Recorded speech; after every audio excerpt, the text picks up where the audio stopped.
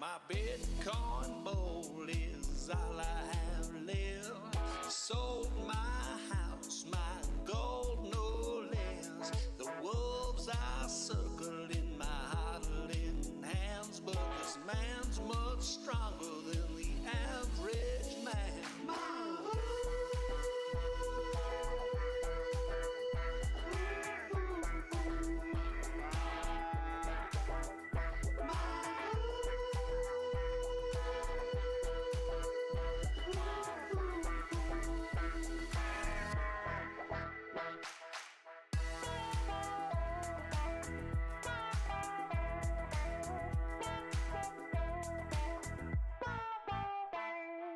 Today the market has taken another dip to restock. Oh, dude, Okay, damn. let's go. Now we are live. People can probably hear us if everything works. Let me know if we have any trouble with the sound like we had on the live stream yesterday, or if everything works fine. From my side, it seems like everything is working, but you never know.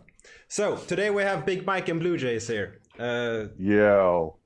What's up, Anders? I mean, if you're from the Wax community, you know who both of these guys are. If you are from the EOS community, you may know who both are. You will probably know Bluejay from the EOS Go time, which is quite a while ago. Yeah, in crypto world, that's almost cool. 10 years ago, right? Yeah, probably. Yeah. I don't even know about crypto world. I got to do some more research, apparently. Yeah, and I mean, EOS Go started way before EOS mainnet launched, and back then you and Kevin were doing some interviews with all the people building and exciting about EOS. And let's start there. How did everything turn out for you compared to what the vision was from the start with EOS and everything? If you mean did we get the community started up? Yeah, we certainly helped to do that. And when I first got involved in EOS, people thought it was a scam, and look at it now. I mean, it's the backbone of many different projects, and the infrastructure is just built out. I think it was a success. I don't think a lot of people talk about the price and stuff, and if it's up like the spaceman is up here, if it mooned up there yet. But I think we're definitely building Internet 2.0 or 3.0. Web 3.0 for sure, and there's going to be stuff along the way that's going to be challenges, but yeah, we did. A lot of people were coming to the space, and Wax is a baby of that, or a sister of that. Depends on who you talk to, and I just love seeing the technology being used for the purpose intended, and it's great and amazing. Yeah, I agree with you, and a lot of things that was built thanks to EOS is being used on Wax right now, like blocks and scatter and Anchor wallet, and I mean all our hardware that we run is financed mainly from the EOS time, so that's nice. But that's not what we're gonna talk about today. So NFTs. Let's start with what is an NFT if we talk about you from your perspective. So Big Mike can start with that. What is an NFT for you? An NFT is a non-fungible token. So basically it's a unique, usually image or video or song or any kind of data really. And it allows you to create a record on the blockchain with a timestamp and store a physical or a digital attribute, basically, or a bunch of them. And one of the first major commercial releases was Garbage Pail Kids by Tops on the Wax blockchain. Yeah, we have Fat Matt in the back, and who is this guy? We have two of them. Oh, New Wave Dave. Yeah, exactly. Yeah. Dave is there as well. Gotta love the Daves. Yeah. And some Anders and a Mythical from BCH. So yeah, there's been quite a resurgence of interest in the Wax blockchain thanks to NFTs, and there's been quite a few new projects lately, so that's been very interesting. And, a few. I mean, I have a hard time keeping up with everything that is launching.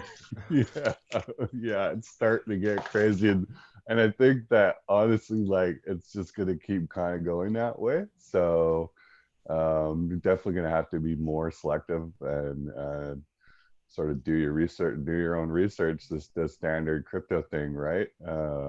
Find out who's behind what, and because it's not just pretty pictures. So yeah, but I mean that is part of it as well, right? How did you get into GPK, Johan? Well, I saw them launch the series OS1, and then actually it was Dave from our group. I don't know if you know him, but he was the old school GPK collector, and me and him got to talking, and we were like, oh man, he's been waiting for this for the last 10 years. And I'm like, wow, really? Maybe I should take a look at this. And then I've always had this kind of collecting streak in me, and then just being in crypto, it just kind of was a natural progression.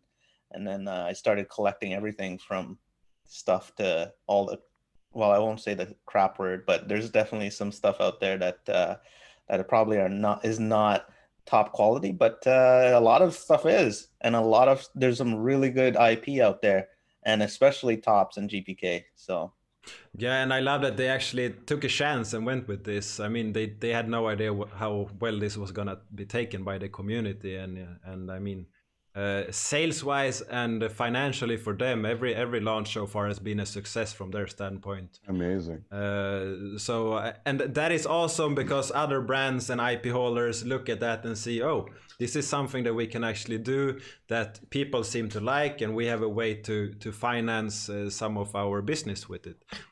So that is great. And Mike went with the NFT part. What is an NFT? And he really went into the technical sides of it. So I like to talk about the vision of what an NFT is. So Bluejay, what is an NFT for you?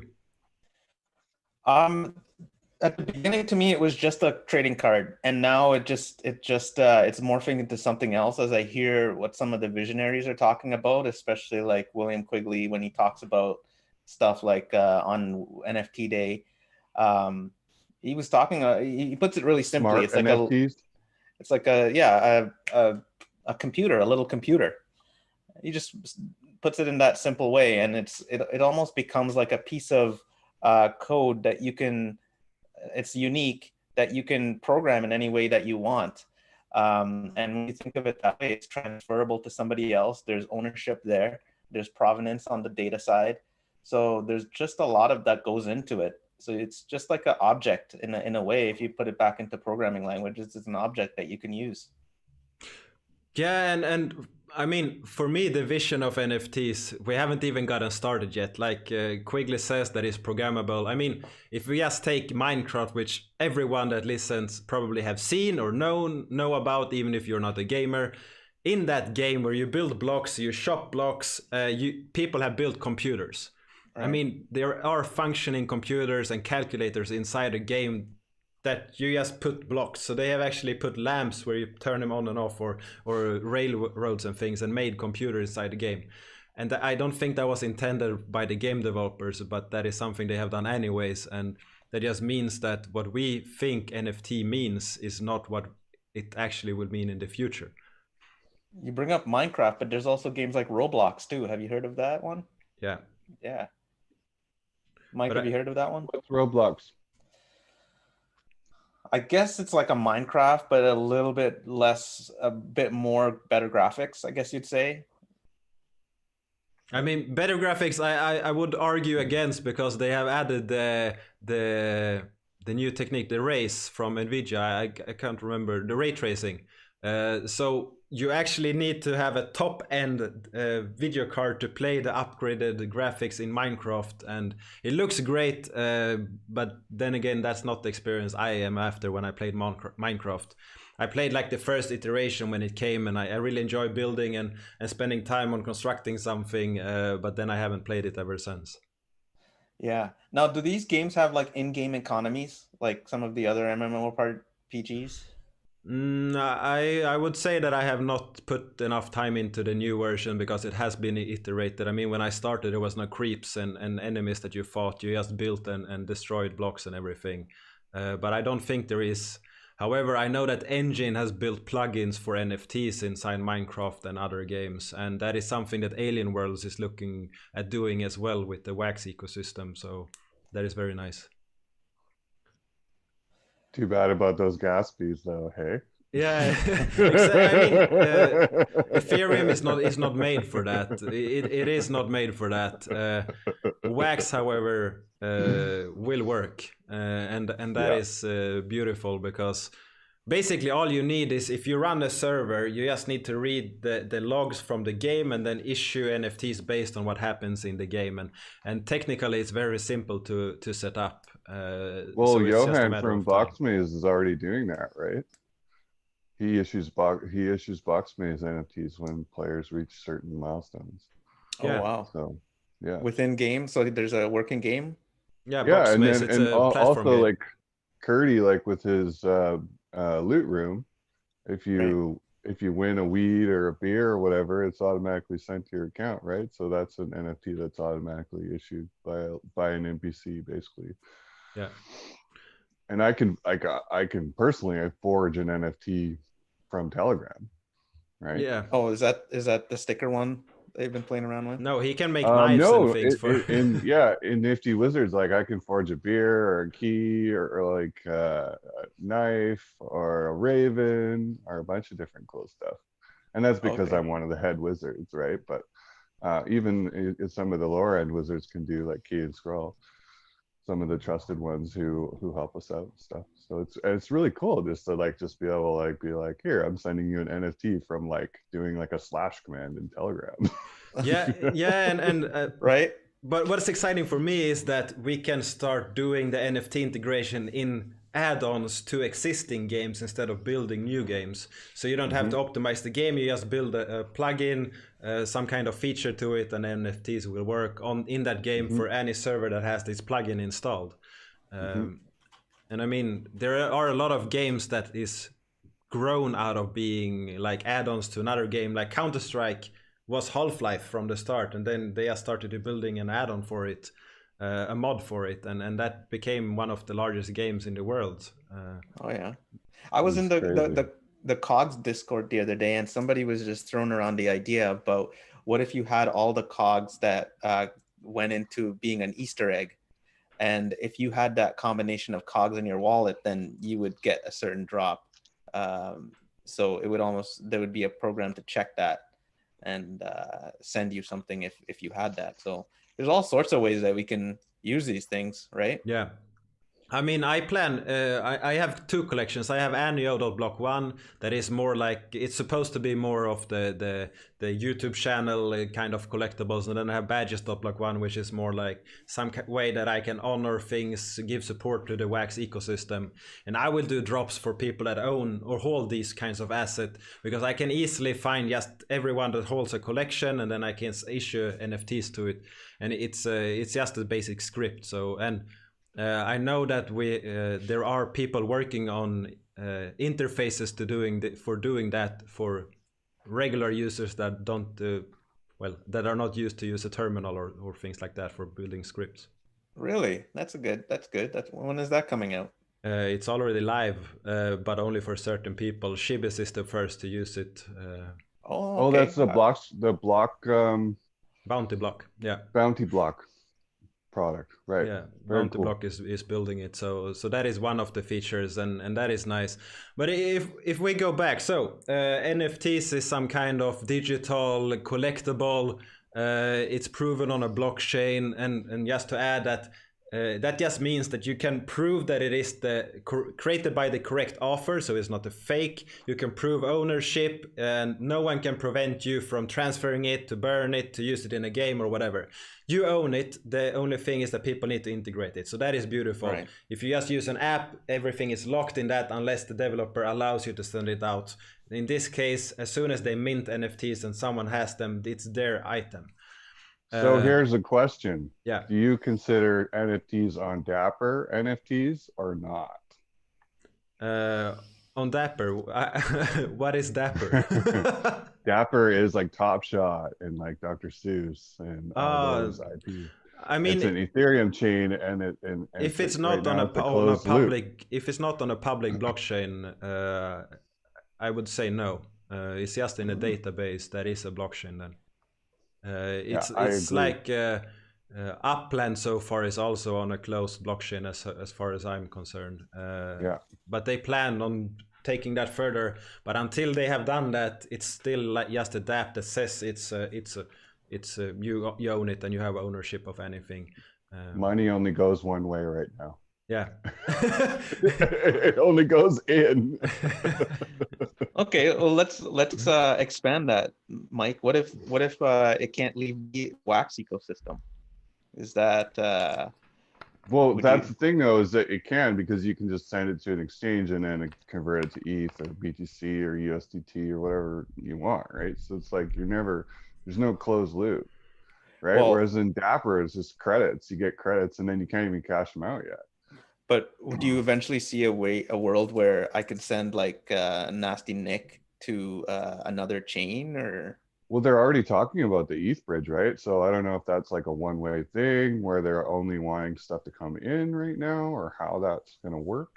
But I think eventually, yeah, it's going to go both ways for sure. And then like I could foresee like a simple smart contract that performs like an escrow feature and holds the asset on the Wax side and issues a new one on the. I can drop something there that I can't mention which project, but I know one project on Wax that will drop things on other blockchains that will be transferable back to Wax. They will drop packs. So they will drop packs. Has already mentioned that as well, right? So yeah, but they already have the solution built. So they will EOS. I won't say which project until I get cleared of saying exactly what they are doing. But they have built everything, so they will drop on at least one, probably two chains. So that's interesting. It's got to be an EOS IO chain. What did I you know say? Dark Country has packs on EOS already. So there you go. Yeah, but yeah, exactly, and we will see more. I mean, all the team that does it needs is a bridge that they control where you can transfer it back and forward. So I also know of another project that's looking into doing that, because they want to leverage the Wax ecosystem for the initial market, but then they want to run their game on EOS, right? So yeah, that could be an option for them as well. And that same project will actually, in their initial sale, will accept at least 2 other tokens for their sale, which is also interesting. Nice. Exciting times. Have we heard anything about Tops? Like, are they going to do credit cards for OS2? What's the deal? Like, will they be atomic assets or simple assets? Atomic for sure. Like, I'm gonna bet. Like, I'll put like $10 on it right now. That it's gonna be atomic. Yeah, that's why they did Crash Gordon, in my opinion. It's like a test run for them, right? Probably. I wouldn't know, to be honest, because I mean, if they want to reach their original collectors, which they have been at least that's what they have said. They want to reach the people that are outside of crypto, a way to get in. Then currently, as far as I know, Atomic Assets will not. Well, at least if they use Atomic Hub, they could use their own platform with Atomic Assets for sure. But if they use Atomic Hub, I don't know if they have support for that, because I don't see them using Atomic Hub. I think that they'll build another like top site like they did for the simple assets side. Yeah.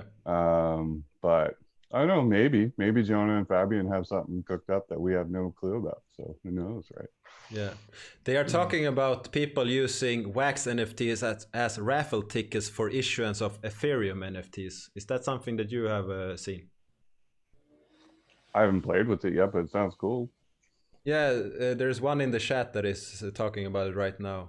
I haven't Uh, gotten into Ethereum NFTs at all. And Eric is I just asking can't which do it, project, and man. I There's can't just say. it's it's just so painful. Like ETH, it's like gas fees, everything's slow. Like it takes me like 10 minutes to send a transaction, like minimum. Like Yeah. it's just like why like I can't I've been EOSIO for like the last 3 years and it's just like I can't Yeah. even deal with ETH. It's just it feels so inferior to me and like just so slow and just so like and I know it like so many people use it and like there's a huge ecosystem and like and I'm not hating on that, but like man, I love sending NFTs and they're there in 2 seconds. Like it's just and it costs me nothing. Like When did you it's a know no-brainer. EOS was that fast, Anders? Like you were part of Sweden pretty early on, so you Yeah. probably made a transaction way before mainnet went live, right? So Yeah, and well, to be honest, my experience with blockchain was not huge before that. I mean, I went into blockchain like 2 years prior to it, but it was most buying things on an exchange and transferring it out to my Trezor. I didn't buy anything for it, so it was just the exchange integration or interaction. So I just sent things to my Trezor back to an exchange to buy something else. Um, so for me, I mean, as soon as I started playing with EOS, everything was automatically. So when I then went back to something else, it's horrible. And when I have used Bitcoin or Ethereum in the last few months, which I have done, it's terrible. The experience is, I mean, the wallets are bad. The feeling of how secure I am using the blockchain is bad because everything is so determinative. I mean, if I do one thing badly with anything right. on Ethereum or Bitcoin, I'm doomed. And it's hard to validate that all the public keys and everything is correct. On EOS, using the account name that is immutable and the ability to change keys, to have multiple keys, everything there, the added security, as soon as you start to understand how it works, I mean, I don't understand why anyone would use any other solution. It's kind of weird how I feel. I see some people posting some Ethereum NFTs, and I'm like, not really that tempted, to be honest. They look great, but I'd rather trade mine and have flip and trade and transfer, and those stuff's just easier on Wax.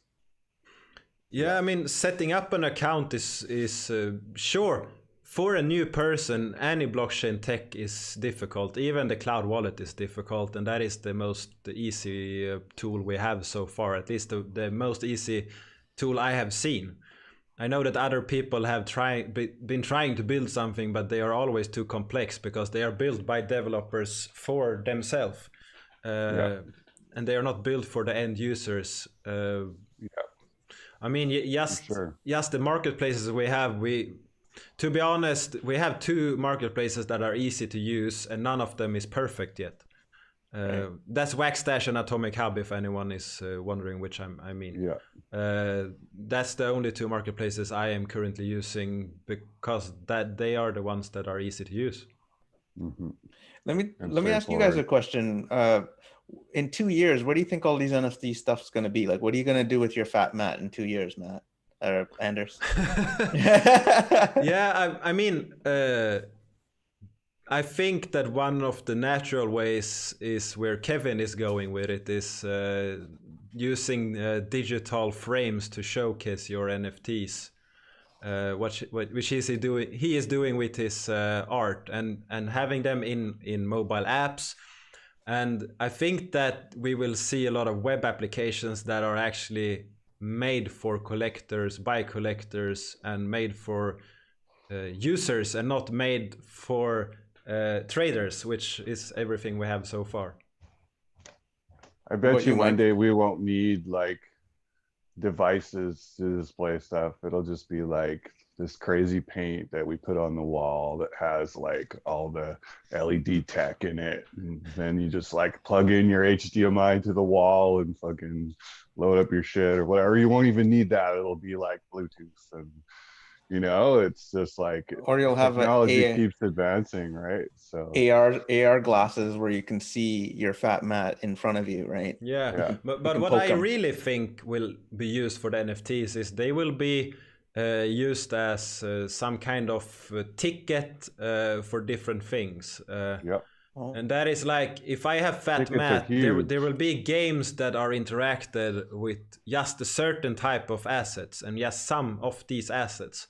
And that's what I'm talking. If I talk to a game developer, I'm encouraging them to not interact with all of the different assets, but choose a few of them. Because that will add value for just a few instead of having thousands, and that is also easier to manage for a game developer.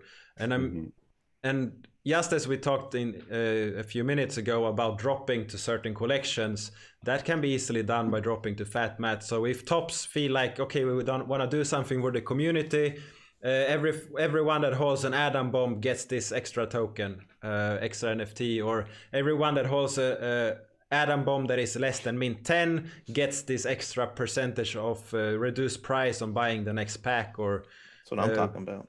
I mean, things like that can really be made possible. What about if Topps made a deal with Dairy Queen, and if you had fat mat, you had like lifetime 50% off Sundays? I mean, the price of fat mat would go up. Let's talk to them, man. Yeah, I wonder how Dairy Queen would benefit from it, though. But yeah, I mean, they're good free Topps promos. Yeah, and NFTs for me, I mean, currently we're looking at art, we're looking at collectibles that are pure collectibles. You can't do anything with them except buying and holding them and trading them, which is something that is actually fun, because when everything launched, I told Mike a bunch of times, I have no idea why people collect things. I don't understand collecting. Collecting is stupid. It's not for me. And still, I don't understand collecting, but I do understand the joy from buying and trading and flipping, and the excitement from opening packs and all of these fun aspects. I mean, just if everything was just buying an NFT and holding it and it's not worth anything, I can sell it or trade it, it would be boring, so I wouldn't do it. But now it is fun to interact with it. It is fun to buy it. It is fun to open packs. But it's a combination of everything, right? Like, let's say you could buy something that you can hang on your wall. That's totally a collectible, but you can still trade it and put it up on your wall. Yeah.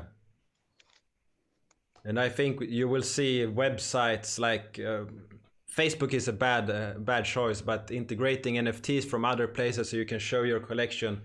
I mean, I don't think Facebook a few years ago thought that they would have a main part of their platform was streaming games. But now that is something that is growing, because they see, oh, we're losing this battle to Twitch. Yeah. And what's your favorite series so far, Anders? I think the favorite is still OS1, because everything was so new and exciting, and no one knew what anything was worth. I mean, the trading prices from day one was crazy. Big Mike's first sales on eBay was pretty fun to see. Everyone was so excited because, whoa, it's going up so much. And next sale was higher, and next sale was higher. And we all went. Yeah, and then all of a sudden the wax sales all took over my eBay sales. Yeah. And I'm like, what? Oh, I should be selling on chain. What am I doing? Yeah, so there are like...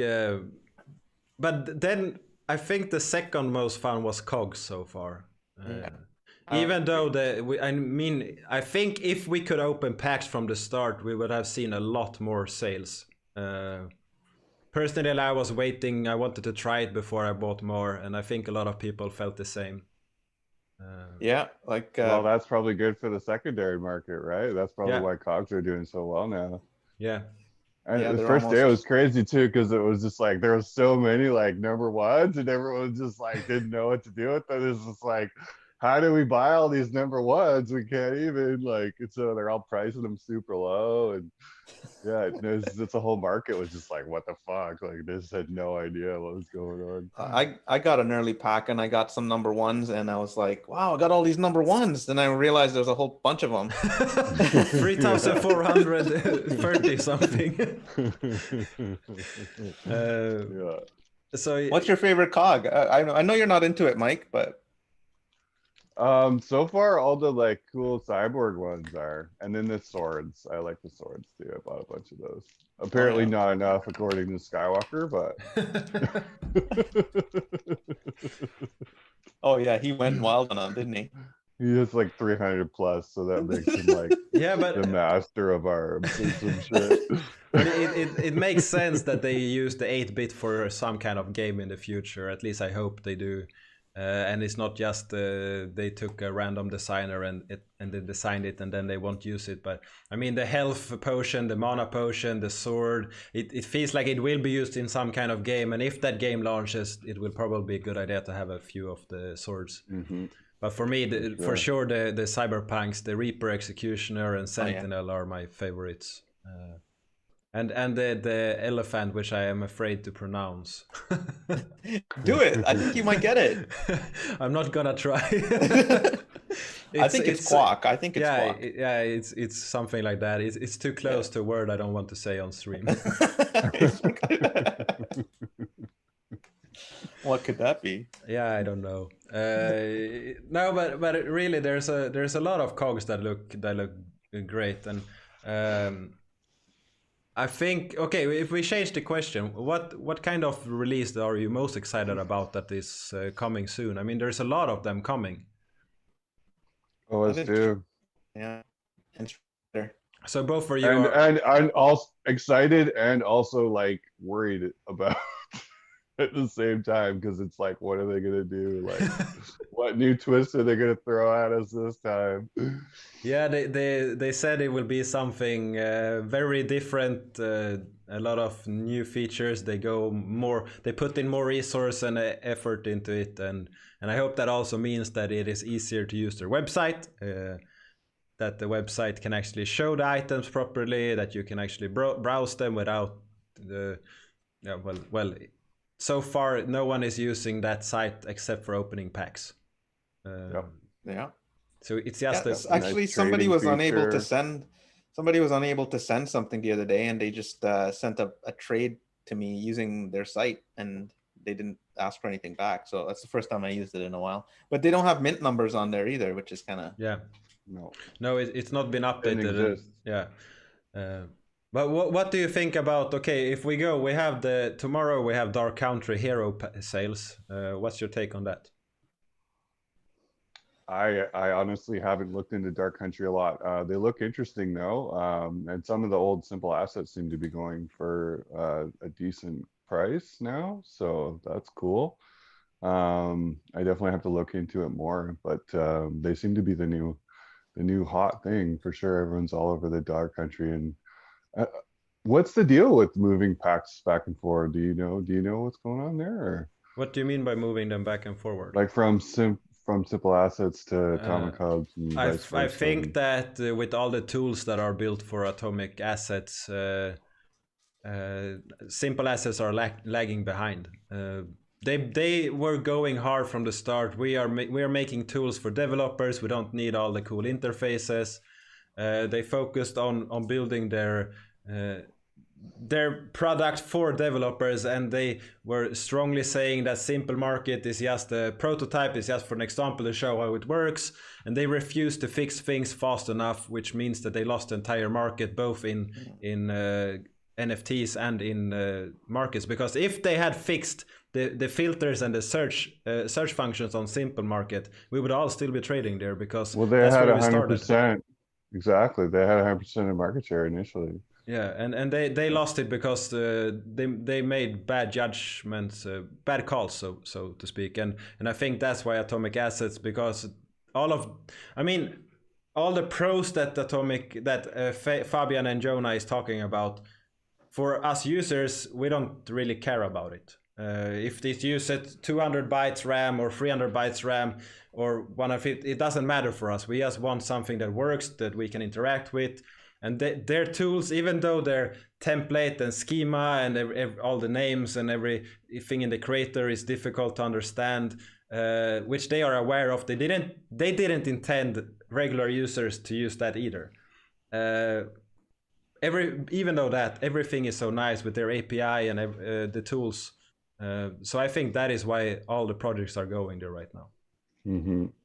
For sure. And just like all their cool little extra things, like the giveaway links, and their sorts are really nice. Like I can like select like a project and then whatever item from whatever schema, and I can sort that. I can sort by sold items. There's so many options on that site that don't exist on a lot of other sites. So yeah, and the drops feature that they have, I mean, and their generalized pack opener is also something that will be used. I mean, I know that for Crashed Gordon they had this amazing kind of animation that was supposed to happen, and the night before it was launched they got the code and it was too big so they couldn't use it. The guy that they hired to write it, well, he wrote a code that was unusable. So Fabian had to write something over the night just to have something for the pack openings the next day. Is why it was so like. I mean, when you open a pack, you want to be excited, and you were not excited because he just had to throw something together because what they have ordered for weeks, it failed. And at least he delivered on time, and that is something that is great actually. Mm-hmm. But it kind of killed the experience.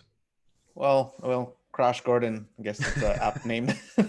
Yeah, it crashed the excitement.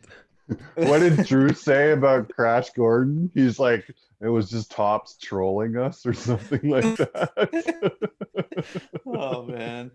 Crash Gordon, perfect name. Hey, what's about the Street Fighter guys? Have you guys heard anything new? No, it's all dead. Okay. All communications is dead right now. All right. Hopefully that one still comes out. Like Evan left, right? And then everyone's kind of like in a lurch because of that.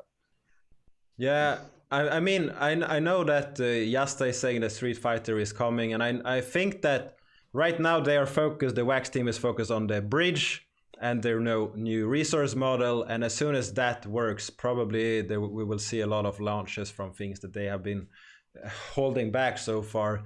They are limited. I know that one developer is no longer with them and that they just hired 2 new ones. I think they hired them, at least. Is that what I heard?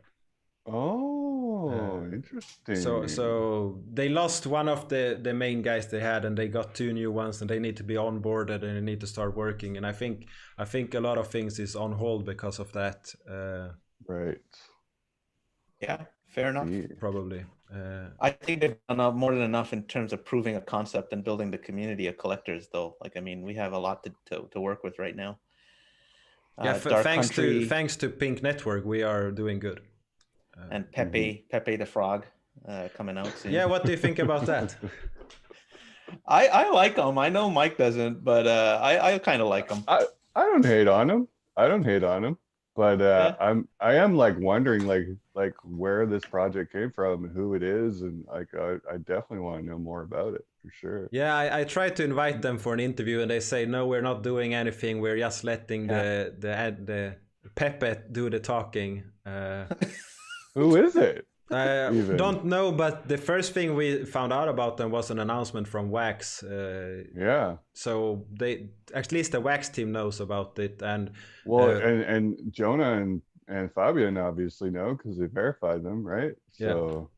Yeah. And there's their website is actual a template of Tops and exactly, it's a template, but they have done a lot of changes, and I don't know if that is on their side or if that is on Wax side, because I know that they have smart contracts for pack openings where you can go in and you can like set a fee on your pack, and people can join up to 10 or 50 people for a pack. I don't know how you do 50 people on when it's not 50 cards. But you can do a What? lot of Up people. to 50 people? Yeah, I think that's what I said. I could be wrong. I should probably pick up my Discord and double check my message from him. Yeah, you should. There's a Interesting. lot of functionality on that website pending to come, anyways. Yeah, lobby is full. 10 for starter pack, 50 for whale pack. So yeah, you can be 50 people So- for a pack opening. So you will pay, and everything will be. You will sign a transaction with your cloud wallet. You will log in, and then there will be a randomization for who gets which card, I guess. But like no Telegram, No, interviews, everything is like- on chain on their website. Yeah. I Like kind of like it though, because that's what Wax is all about, right? It's a public chain. Anybody can use it. it's true. It's Yeah. true. So no more Big Mike doing lists of people that want to open packs at the same time. So Not for that side anyway. people that are watching, tell us how your pack opening scheme started and how it works. Mike? Yeah, how did it start your pack opening? I mean, you started pretty fast with it. How was it going? I don't know. It just kind of was just like we need something fun to do, and then we just Yeah. decided to start opening packs, and then the next thing we know, it was like I'm hustling packs, and then Wave Genius is hustling with me and doing the randoms, and it was It just super started like fun. when the price got over $100, right? The prices were pretty low when we started doing it. It was. It got pretty ridiculous pretty fast, so we kind of had to stop that. And then we did a few TK packs, and that was kind of lackluster. Yeah, so because it was what just like- we did on the Garbage Pail Kids channels is that we actually signed up to a list. You manually added our names and how many tickets we wanted. We sent some wax to a certain account, and that represented our tickets. And then we got to randomize which card from the packs we got. And you Right. recorded a pack opening and everything. A lot of manual work, but it was fun. Very much. Yeah, I mean- lots of manual work. Like, Yeah. looking at like 1.5, 2 hours for megas, like on average. So yeah, definitely a lot of work. It was a So, lot of yeah, work to put having all the that- memes in there in the chat as well too. So Mhm, for sure. Having a smart contract definitely would be awesome for that. And auctions are great because they're way easier. There's like less items, and then I know who goes what where. I don't have to like check the blockchain and shit. Yeah. So- So before, because I think we should go into the dust and the Nifty Wizards and the auctions and everything. But we just had a question: where's the best place to start if you want to make wax NFTs with the latest and greatest technologies?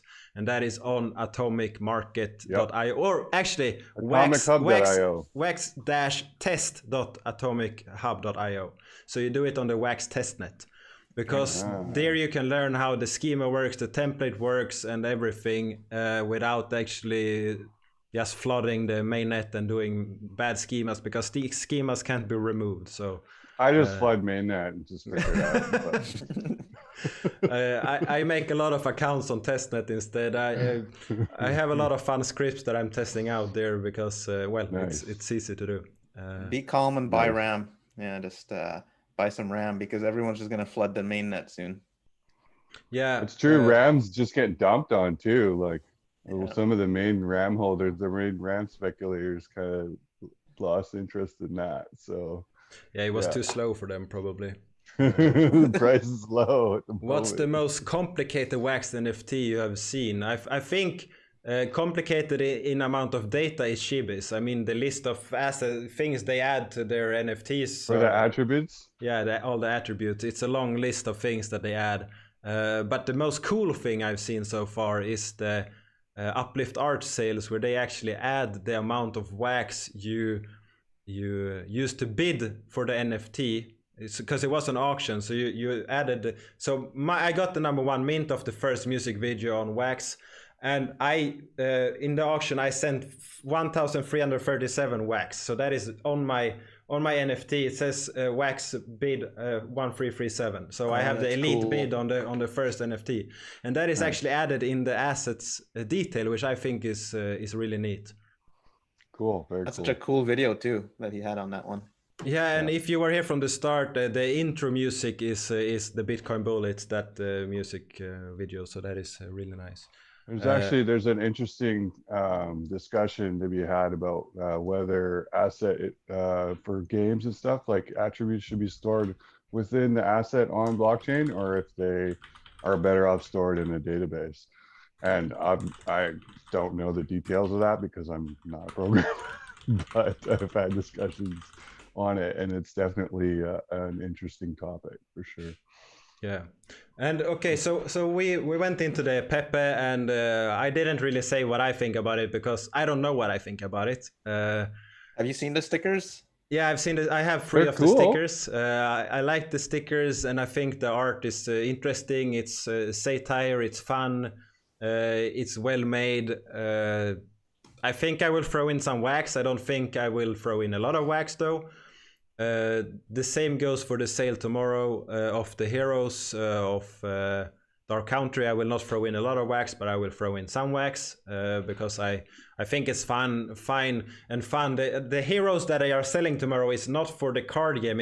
They're building multiple games with Dark Country. They have one game which is the card game, and in their game outside of the card game, you have a hero that moves around on a platform and to fight other people, kind of like Heroes of Might and Magic from my take. And that's where the hero are used. So the hero is for the outside, not for the inside. Inside you have the cards.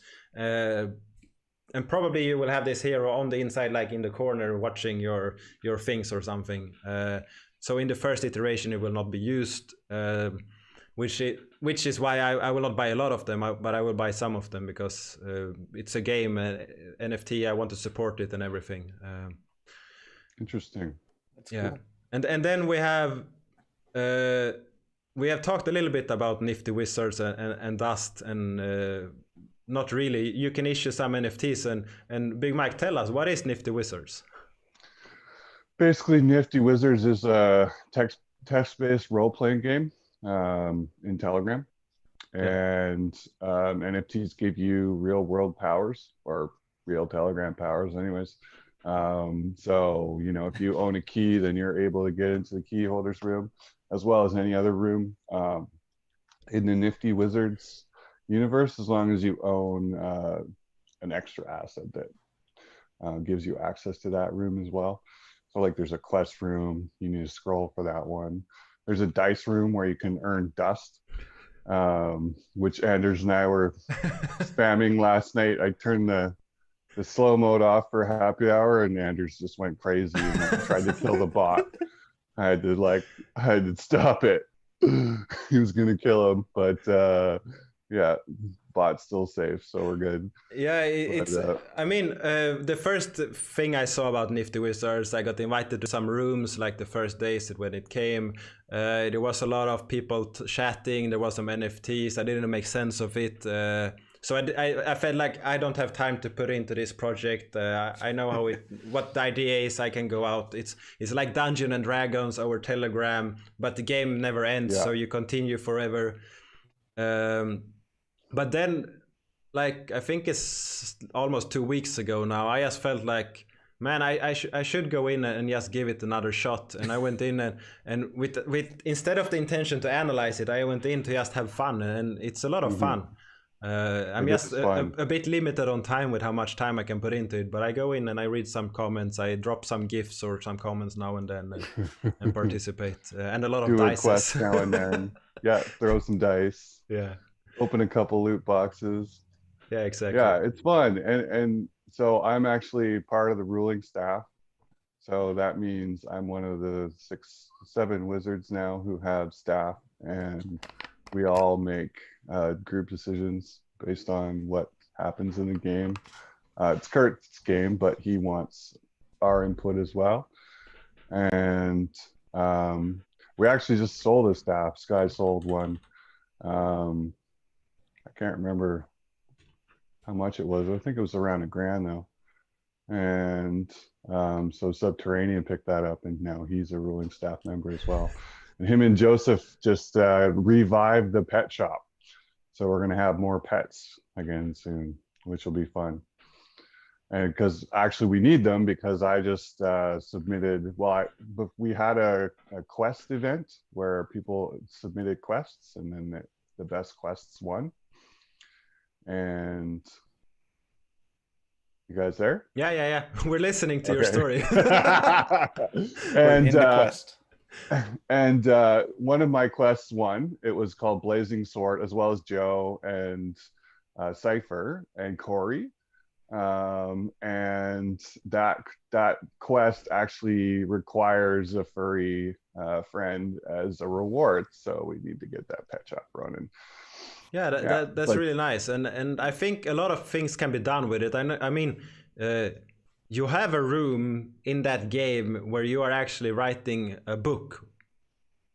that's correct. Yeah. So each member contributes a word or a phrase or a sentence, and you kind of just continuously craft this story as it goes along, and you're paid in dust for doing so. Right. Every message you issue earns you 1 dust. So paid in dust, the same thing I have under my table because I have not cleaned, or what is dust? Dust is a cryptocurrency issued by Nifty Wizards, and it's to incentivize chats. So we call it chat mining. And what it does And soon, is not it only. allows. Soon, not only, yes, we're going to have games. Actually, I think Endless Siege is going to be potentially involved in that. Yeah, right? I'm pulling the strings, and we need to finalize how, and everything is new for them with blockchain. So they are a bit like, oh, what is an NFT? Oh, how does the blockchain work? Why would people like NFTs? And I send them some details. This is the sales. They're like, oh, NFT, okay, NFTs are cool. And I designed the NFTs, the shields that people can get, and I actually have not one of the series of the shields has not really been sent out yet, so that's nice. Oh, cool. I got a couple of your shields. I really like them, your badges and stuff. Very fun. Yeah, I really like what I did for the Nifty Wizards. That one, The wizard one. Yeah, I like had some it. fun with it, and that You actually sold it for dust too. Exactly, and I sold it for a high amount of dust for someone that isn't in dust, but for someone like you that has been there from the start, 1,000 dust is not really any dust. No, I pretty much make that like on a daily basis through channels and stuff. Yeah, so that's and that's one of the other cool things about Nifty Wizards is that it's not just Kurt selling items to us. It's we get to forge our own stuff too, right? And then so you get to be a master of certain discipline. Like I'm a master of arms, so I can sell knives and swords and any other weapons that we invent, and I get to input into inventing weapons and stuff too, right? That we use and how we'll use them. So then that's basically my market, right? And then Pear Mike is also a master of arms, so we kind of compete, right? But and then there's other guys. So there's like a beer master. There's rune master. There's all sorts of different masters who have their own classes, and they get to sell their own items, and then we take like all the profits basically, except for the 5% that goes back to Nifty Wizards for the author fees. That's great. So the staff is actually, well, it also means that you have to put in time into the game, so I think it's a good yeah, incentive. for sure. We're incentivized to put time into the game. Exactly. So Johan, what's your take on it? I don't have time to put into the game right now. I'd love to, but yeah, text-based games, I haven't played that in a while. Yeah, I'm actually somewhat playing another text-based game, which is kingsofchaos.com. It's like also like an RPG kind of text-based game. It's kind of fun. I do it once in a while. I started first time in like 2011, perhaps. So no, it was way before that. 2001, I think. 2003. Oh wow. Yeah, my math was off. I did it when I was in my early teens. Perhaps I wasn't even a teen. So what's it called? Endless? What did you say? I was going to say, yeah, go ahead. What's it called? Kingsofchaos.com. It's like tribes and guilds and things. So poke me if you want to try it, and I can invite you to the team I'm with. And Johan, what did you say about Endless Siege? Yeah, is that going to be on use Wax or Wax integrated or something? I know I tried it. It is already Wax integrated in the sense that the leaderboard and the tournaments is 100% on Wax. You can get the table from their account with all the scores of the daily players. They save 3 days leaderboards on the blockchain, and they have everything in their own database, because they are testing how much RAM is used, how is this best used on chain and everything. So far they are using this is still in beta mode, so they are testing everything out. And they have 3 days leaderboards, and what you do is you pay 25 wax, and then after level 15 you pay 25 wax to continue. Top 3 of the day gets 90% of that fee. So if there's 1,000 wax in the pot, 900 of that wax goes back to 123. And this, well, I shouldn't give a time deadline, but they are working on making it down to 15 instead, because I told them that it's better to incentivize more people than less people, because it will make more people happy to play if they can get something back. And with that, I also talked to Kurt to get the dust tokens in. So if people played it, they will also get dust tokens. So if in case you don't reach top 15, you will at least get some dust. And if you get in the top, you get more dust. And then I made these NFTs. Like they have this daily leaderboard where they have 3 characters, like a golden character, a silver, and a bronze character. So I asked for them, and then I made badges for them just to use as giveaway to make the game a bit interesting. And they really like what I did with some competitions, some tournaments where I just say, okay, today the second place gets the number 1 mint, and then we have mint 2, 3, 4, and 5, and they are randomized to people that participate on this day. Because everything is on chain, so I see which accounts are there, and then I just make a script. You're like a wizard at that, right? I think Script wizard. I need you to write me some scripts, wizard. Yeah, but the thing is, I make this super simple script because the Atomic Asset API is so easy to use, and it's powerful. Nice. Yeah, so that's how we did it. I will link the ClashDome.io, and you can check it out. And today I have not played it, and it looks like I will not have time to play it, because so far I have been in the top 4 since the game launched. I didn't get paid one day, but all other days I got paid. So today someone else will get it, and I can play tomorrow. I have a meeting. I have to play games. That's crazy. But it's actually good, because a lot of my work is going through Telegram and reading things, and then I can play on the other monitor at the same time. So for me, it's kind of easy. Okay, so it's not a script we're fighting against. It's a real person. Yeah. Okay, good. It's a real person. I'm playing the game. I'm just good at playing the game.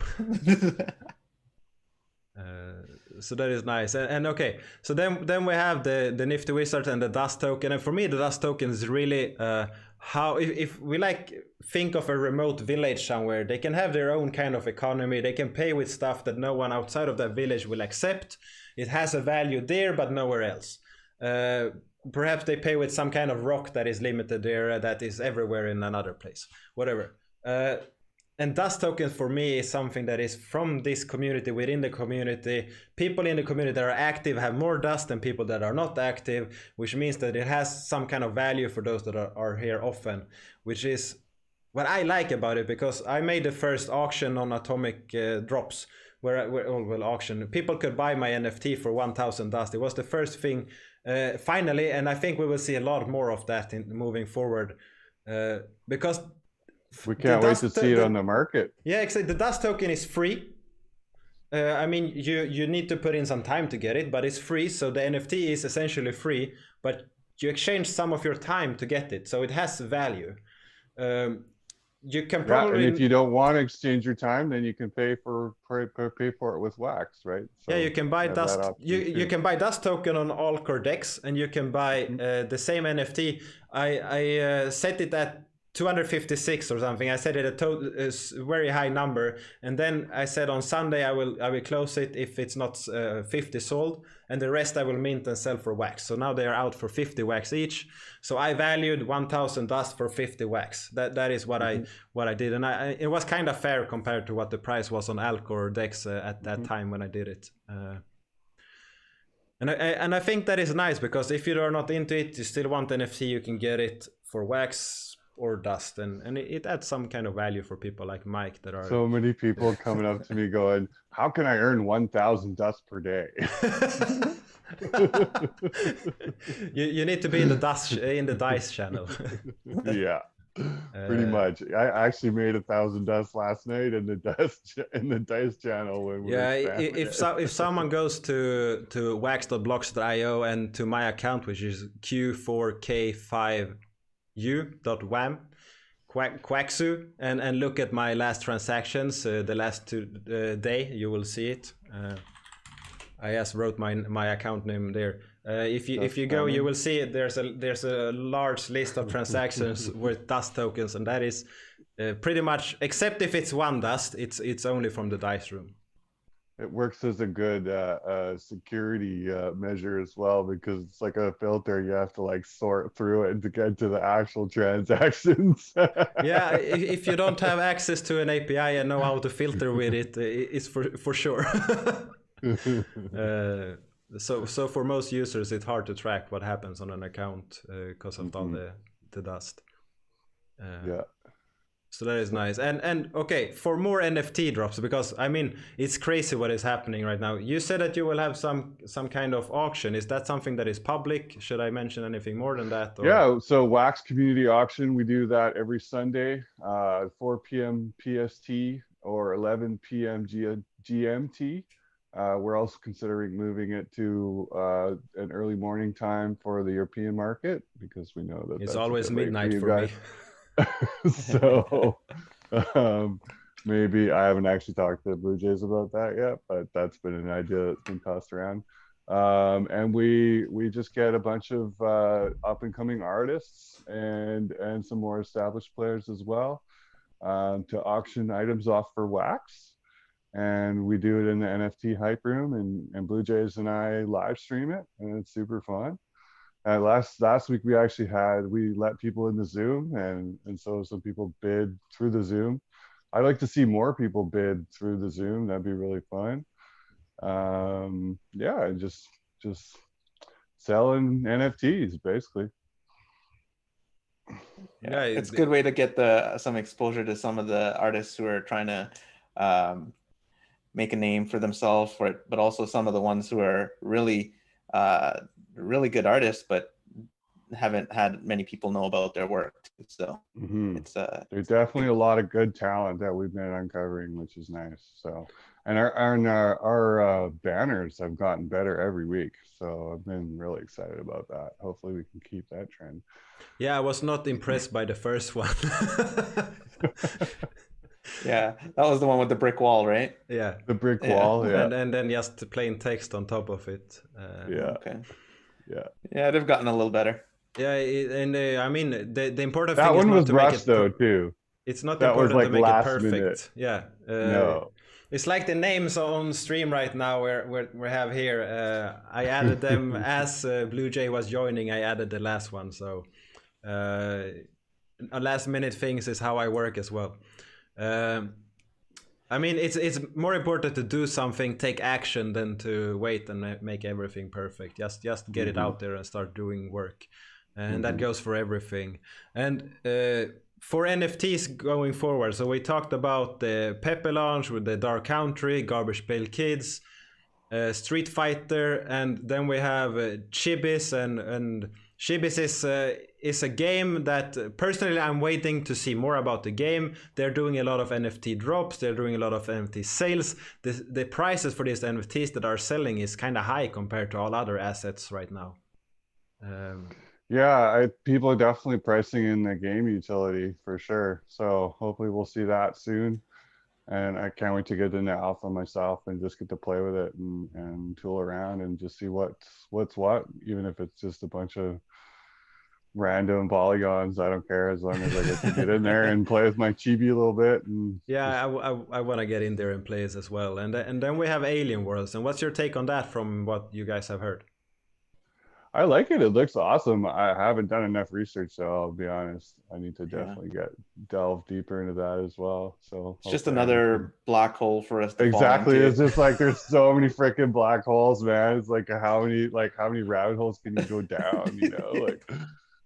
Yeah, I mean, for me, Alien Worlds is kind of exciting because they are trying to build a whole economy to build something on top of. So I mean, they're not dropping, okay, this is everything that we are doing. Instead, they are saying, we are releasing the foundation now, And the idea is, if this foundation takes off, we haven't even started to go up to our capabilities, because they are planning to integrate a lot of things and opening up for other people to integrate with it.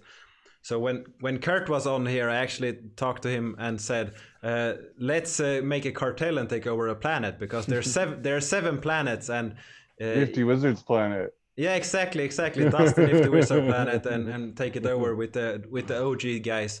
Because what you do is you actually get this in-game currency, which is Trillium. You buy packs, then you open packs, and you get NFTs, and you get Trillium. So you get this NFT, and then you can shine NFTs. So if you have 4 of the same, you can upgrade them to new one, but you can't just do them, the 4 ones. You need Trillium as well.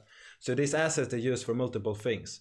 And if you want to upgrade them to max, you need 64 of the base one to get the top level one. And that will be impossible to do with some of the higher, more rare cards. But what you get is, so you like, burn them to combine them, right? Yeah, exactly. They are burnt and you get the new one. So, and for So me, they're that kinda like is... shards? Yeah, exactly. So it creates an interesting gamification, where if you want to mint them to the new ones as fast as possible, but you don't want to mint the low mints of the first one. So you need, unless they have some kind of feature where the low mints counts in the new mint, so somehow, I mean, there's a lot of details that doesn't exist publicly yet. And then there's 7 planets and governance, and you can vote, and you can stake to that planet and earn token, and there we can earn some dust, and there's a lot of things that we can do. It's like a DAC for each planet, and then there's a big DAC controlling all the planets and everything. Cool. What do you guys think about the sorry to switch gears, but what about the COGS roadmap? I had a little hard time hearing you, but you said the COGS roundup, right? The roadmap that game should be out by December, I think. Yeah, personally, I'm a bit disappointed that it's not sooner, and that there's another sale before it goes live. Okay. They have their reason. They want everyone to have COGS before playing it, but I also think that the sale should come after, so everyone that bought the first series should have a chance to play it for real before. Maybe it's because they didn't have enough COGS released first. Benny said something like that. Yeah. Yeah. I don't know. I mean, for me, I think they should release it for the initial people that support the project first, and even if they plan to do another sale soon thereafter, they should wait with the sale until the first players have started the game, and that creates a second market, like a push up for the prices for those that hold it, and increase the value and everything on the first one. So for the holders of the first series, I think that it would be a better idea from my perspective. Yeah. The secondary is not doing too bad for COGS though. I think it's on Crypto Slam. It's doing pretty well. Yeah, it's doing well. I actually got some numbers today. Let's see if I can pull them up. Because I will do an NFT video on all the sales so far. And let's see, we have on the second-hand market, there is $266,000 in trade volume on COGS. Wow. Wow. Dollars. In dollars. $266,000 in That's $250,000. That's pretty good. Yeah, that's a nice sum. In wax, that's like 5.9 million. Oh, that's total volume since the drop. Yeah. Oh, wow. Very good. Good for them. It's a great volume, and they get a few percent of that, and those numbers are from Ben from Waxplorer, which is this awesome platform for all our collections. What's the better API to aggregate price data? Is it Waxplorer or Atomic? To get the price data is not that simple. Because you need to also check at the inline transactions to see which kind of asset that was traded. Oh, I see. It's easier with the atomic assets because their API is made for it. They designed it for it, and the Hyperion and the V1 basic EOS IO APIs were not designed for NFT sales. Okay. Yeah. Interesting. So Ben has actually he pulls all data in his own database and calculates this on his end and pulls in all the data in real time from multiple APIs, which is our Hyperion and Pink's Hyperion and Pink's Atomic Asset API. But Ben has his own API, right? I think that he may actually have that because it's being used in the NFT sale bot. Right. Yeah, that's what I thought. Yeah, because Drew was saying he was pulling stuff off of Waxplorer as well, so off their API. So yeah, probably has one. I haven't looked at it. I don't know if it's public or if it's secret. Well, the sales feed is live using it, so it's not perfect. I've seen some errors go through there. But I let him. No, during NFT day. During NFT day, there was a couple #1 mint blockchain hero cards that went for, I think, 20 wax or something. I was like, what the heck is going on? And one of them was mine. And I was like, my card, so what's going on here? For issue. Yeah. But everything here is kind of exciting for me with the NFT space. And if we look at what the Garbage Pail Kids has done so far, they have paved the way for us. So where do you see big brands coming forward in the future? Do you think the next one is something from Tops, or do you think it's something from another organization? I think the next really big one other than OS2 is going to be Street Fighter. Yeah, I meant Hopefully. Outside of what we don't know. Yeah. Probably something new. I'm not sure who that would be. In the council we have Marvel. Do you think we will see anything with them with NFTs? Oh yeah, definitely. I would love to see anything from Marvel, really. I mean, Spider-Man, Punisher, all the cool, Silver Surfer. Like, there's so many awesome properties there that would be amazing. And then Star Wars too. Like, if we could get Disney in the house, like, and I mean, Topps basically has the IP license. That's pretty much why I think it's going to be the next, like a Marvel or Star Wars. But what I really want to see is something like have like an in-game NFT sort of experience, just like Endless Siege. Have a leaderboard on Wax or something like that. By the way, Ben says he do not have a public API and the mint error was 1 day and it is fixed. Yeah, because I let him know. Damn. Yeah, and what I heard actually is there is one part of the IPs that we collectors have not thought about, and that is that some IPs do not want to be in the same games as other IPs. They want to be exclusive. Yes. And I have no idea how that will work with collectibles on Wax. Because basically, so from what I understand from talking to Jesper about it, it's the NFTs have to be licensed to be used as characters in a game. So their actual like licensed character, like their actual appearance, but they can be used as like trinkets or like something else, and it's fine. But they can't just like straight up just throw Fat Matt in there without Topps approval, right? Yeah, they can. Well, they can use all the NFTs we have. They can use them in the form that they are sold. But designing them as a new character means that they need to take them out and do something new, and then they change it, so they need approval. But if let's say if we just make Hearthstone but with Garbage Pail Kids, we could do that because we would use the same NFTs. We just assign some attributes to them. So that is totally possible. And that is, I mean, if we just start to use NFTs on Wax, we don't need a designer. We just need someone building the game. Yeah, exactly, which is really cool. And then you already have all the assets, right? You don't have to issue any of it. And you incentivize all the owners of those assets to come check out your stuff because, hey, you get privileges because you own this, right? So Yeah, and that is great. And I mean, we have been on here for 75 minutes, which is a long conversation about NFTs, and I think we can probably talk forever about it. But probably Probably. we should start to round up the discussion.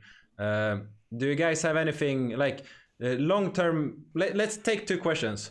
What is the short term? That with short term I mean 6 months from now, and what is long term? Let's say 5 years from now with the NFT space. So, Johan, you can start. Okay, so short term, I think we just get more integration with that have the technology. We onboard more people. We have more companies seeing the value of coming on and bringing their IP to the ecosystem. We engage more collectors, more artists.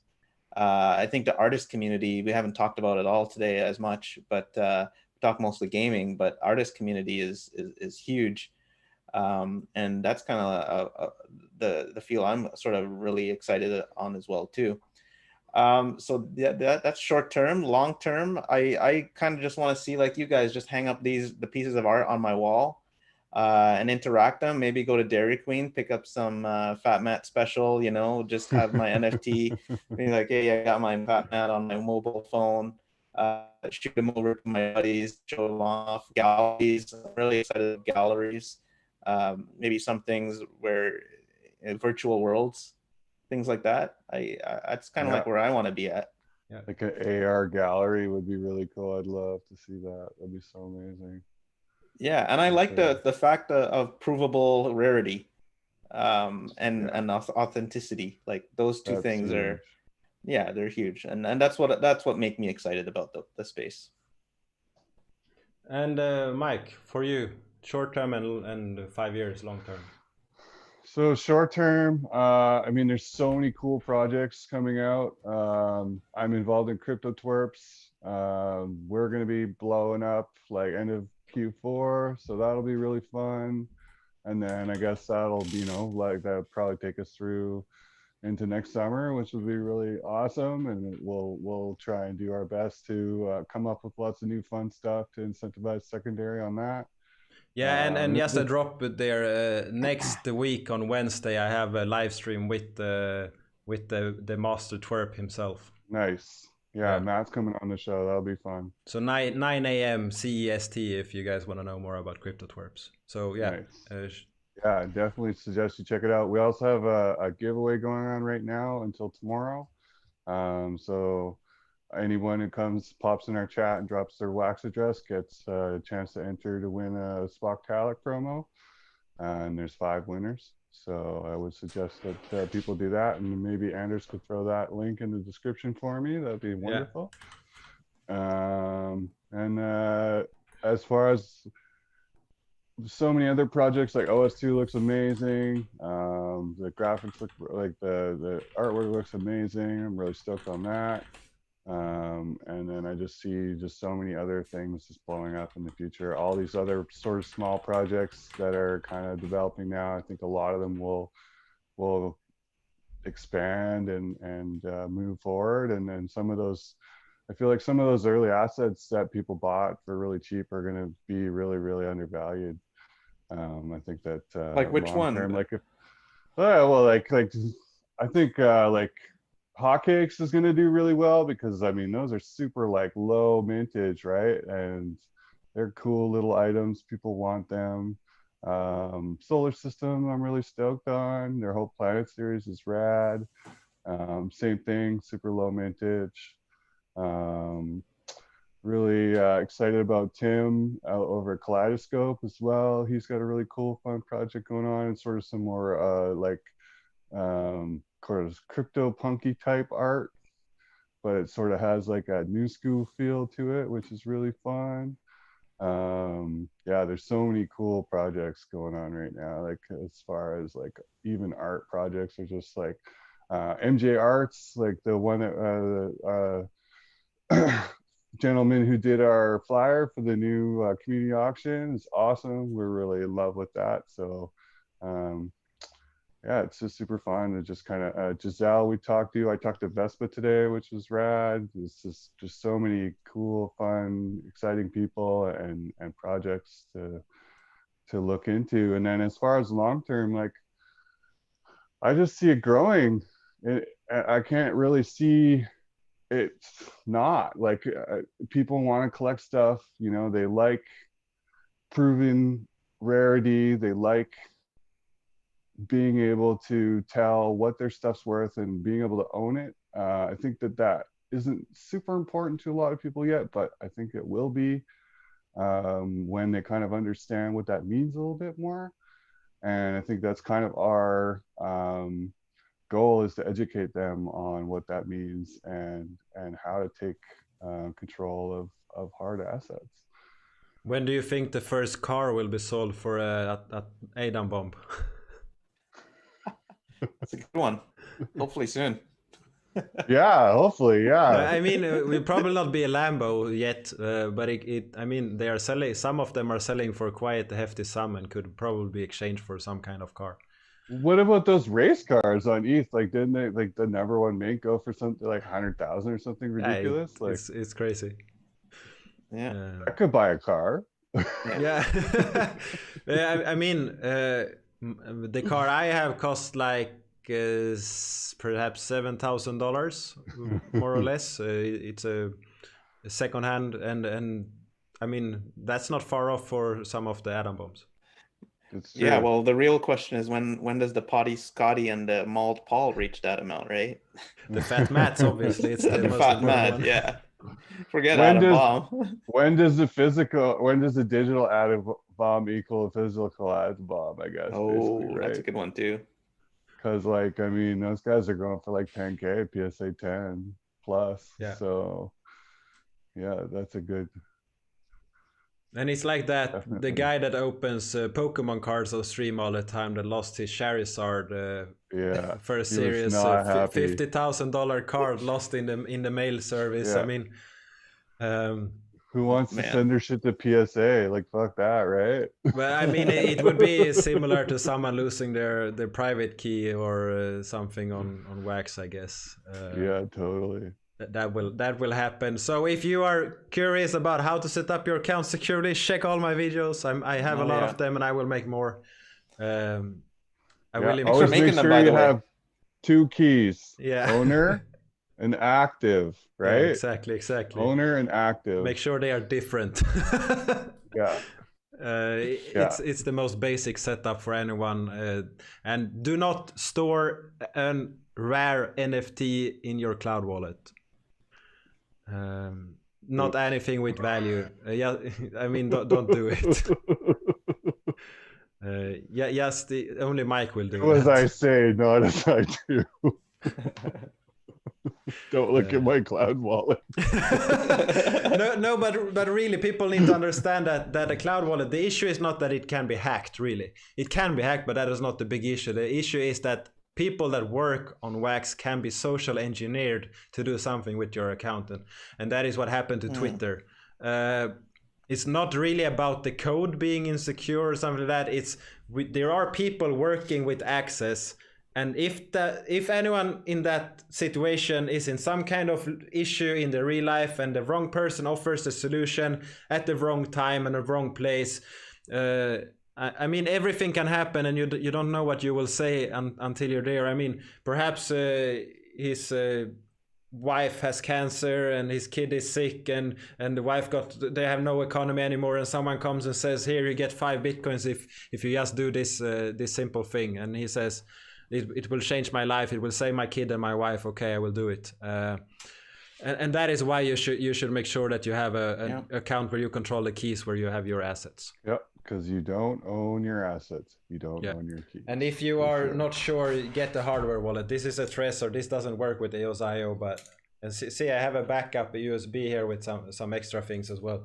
YubiKey, right?